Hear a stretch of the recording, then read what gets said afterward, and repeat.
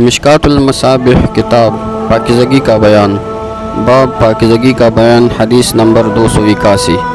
عن ابی مالک الاشعری رضی اللہ تعالیٰ عنہ قال قال رسول اللہ صلی اللہ علیہ وسلم الطہور شطر الایمان والحمد للہ تملأ المیزان وسبحان اللہ والحمد للہ تملأان او تملأ ما بین السماوات والارض والصلاة نور والصدقة برهان والصبر ضیاء والقرآن حجة لك وعليك كل الناس يغدو فبايع نفسه فمعتقها أو موبقها رواه مسلم۔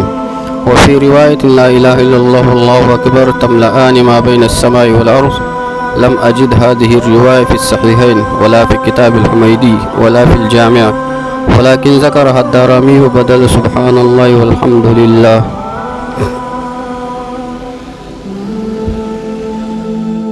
مشکات المصابیح کتاب پاکیزگی کا بیان، باب پاکیزگی کا بیان، حدیث نمبر 281۔ ترجمہ۔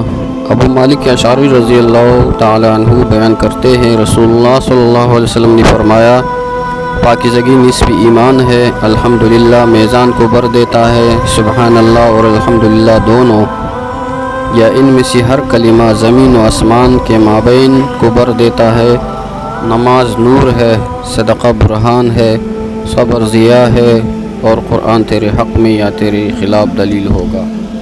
ہر آدمی صبح کے وقت اپنے نفس کا سودا کرتا ہے، پر وہ اسے آزاد کرا لیتا ہے یا ہلاک کر دیتا ہے۔ رواہ مسلم والدارمی والنسائی فی الکبریٰ۔